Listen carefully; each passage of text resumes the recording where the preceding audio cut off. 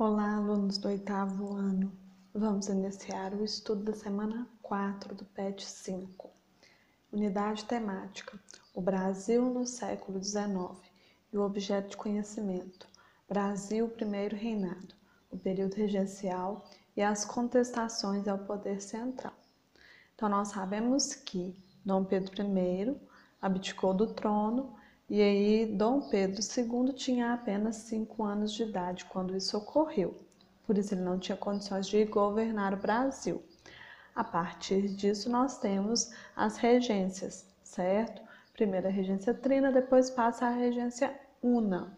E aí durante esse momento são ocorridas diversas revoltas e essas revoltas com alguns objetivos em comum. Vou explanar algumas dessas revoltas que ocorreram. Então, a primeira revolta que eu trago aqui é o Levante dos Malês. Os malês eram africanos que seguiam a religião muçulmana e, a partir disso, muitas vezes aqueles que sabiam ler e escrever poderiam se comunicar sem serem descobertos. Com isso, alguns líderes desses grupos africanos foram presos. E aí, esses malês resolveram então libertar seus líderes que estavam presos na cidade de Salvador no dia 25 de janeiro de 1835. Com a tentativa de libertar seus líderes, eles foram massacrados pela guarda imperial, né? E a partir disso foram, mortos ou presos ou exilados novamente para a África, e ainda outros foram obrigados a retornar ao cativeiro, ou seja, se tornarem novamente escravos. Outra revolta da época é a cabanagem. A cabanagem ocorreu na província do Pará, e aí o que aconteceu? Os integrantes das camadas mais baixas, ou seja, indígenas, escravos, ex-escravos e pessoas livres com poucos recursos, estavam insatisfeitos com os altos impostos e também com os altos preços dos produtos manufaturados que eles adquiriam na época. A partir disso, eles executaram o governador da província quando tomaram a cidade de Belém e nomearam Eduardo Angelim para o governo.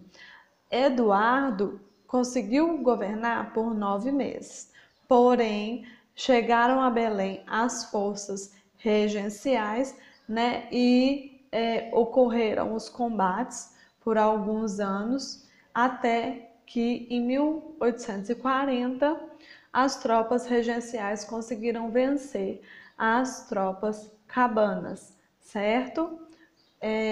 Outra revolução da época é a Revolução Farroupilha. Essa é liderada por aqueles proprietários de terras, ou seja, os estancieiros do Rio Grande do Sul, que produziam a carne denominada charque. E aí eles estavam insatisfeitos porque, a partir das taxas afixadas sobre o charque brasileiro, muitas vezes ele ficava mais caro do que o charque argentino. Eles queriam, então, o aumento do imposto sobre o charque argentino e a diminuição das taxas incidentes sobre o charque do Rio Grande do Sul. E, a partir disso, Bento Gonçalves, em 1835, comandou seu exército particular, porque todos os estancieiros tinham exércitos, E aí ele ocupou a capital, que é Porto Alegre, e assumiu o poder, proclamando a independência da região, sendo essa região passando a chamar República Rio-Grandense, certo?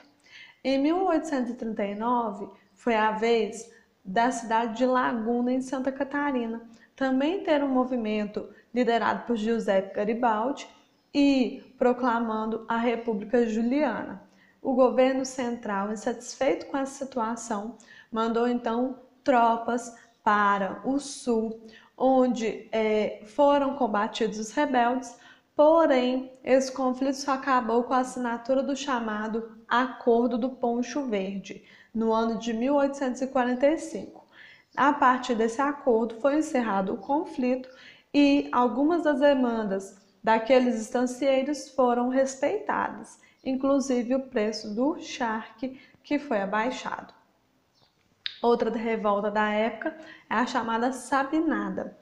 Ela envolveu os profissionais liberais, pequenos comerciantes, funcionários públicos, artesãos e militares na Bahia. E aí, o que era o objetivo dessas pessoas? Era não aceitar as determinações dos regentes, né? Mas, ao mesmo tempo, eles ainda se autodeclaravam apoiadores da monarquia brasileira. Porém, eles queriam esperar até que Dom Pedro II tomasse o trono para se verem novamente integrados ao Império do Brasil, certo? Então eles meio que declararam uma independência, ok? A partir disso, né, gente, esses grupos dominaram o Forte de São Pedro e com esse objetivo de separar, né, a Bahia do restante do país, mas, né, o governo imperial enviou o exército que massacrou o movimento em março de 1838. E aí seus líderes foram mortos, presos ou condenados, sendo que em agosto de 1840 ocorreu a anistia de presos por causa de revoltas ocorridas durante esse período regencial. E eles foram anistiados, aqueles que ainda estavam vivos, né?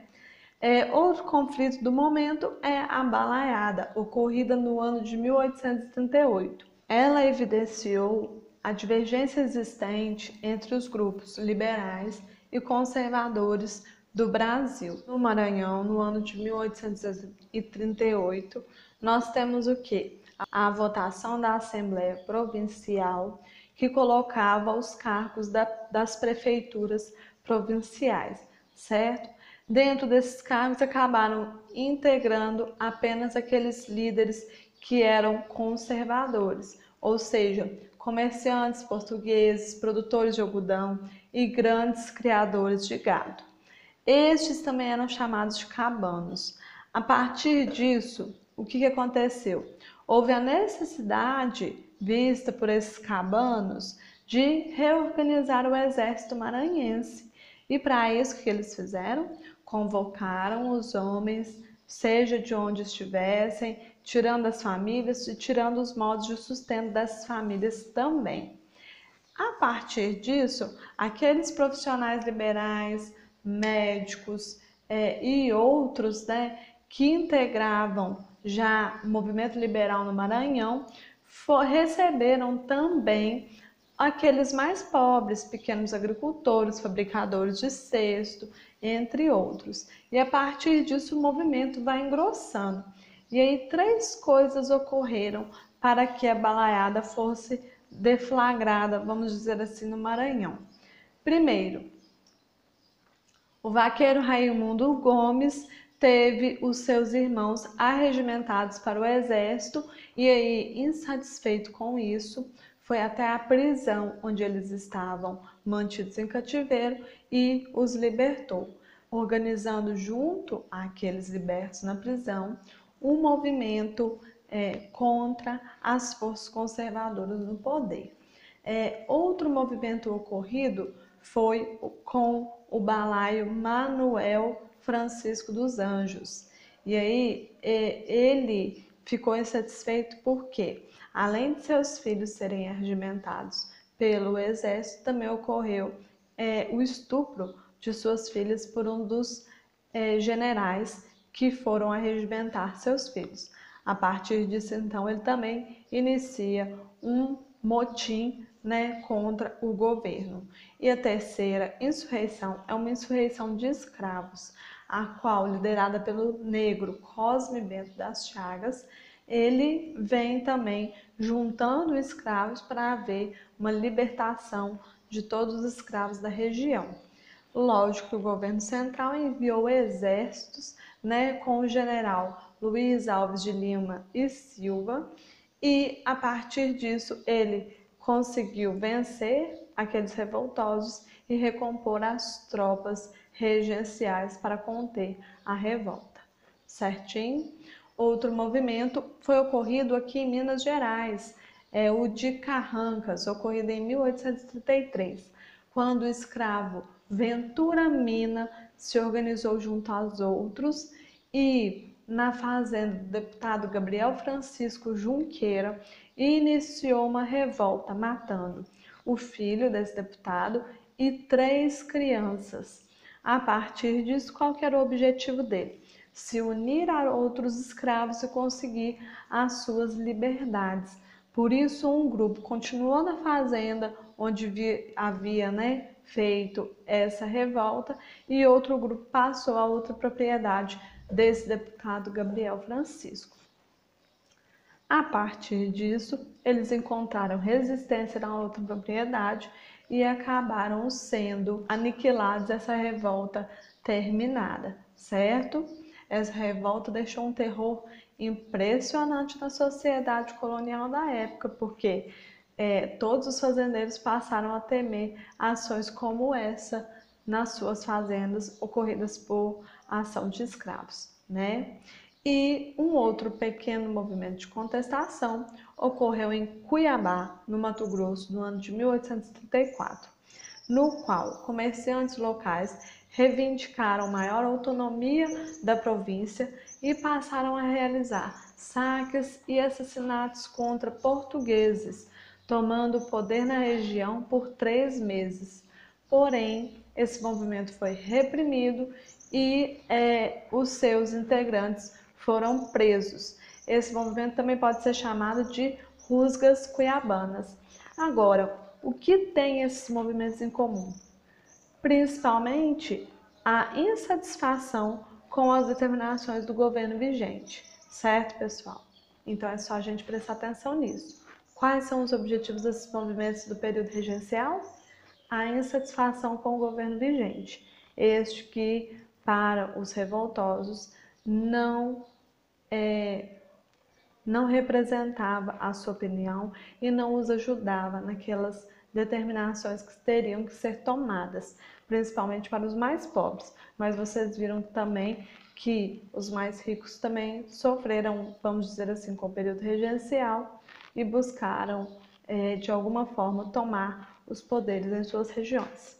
8º ano, espero que eu tenha sanado as dúvidas de vocês e até a próxima.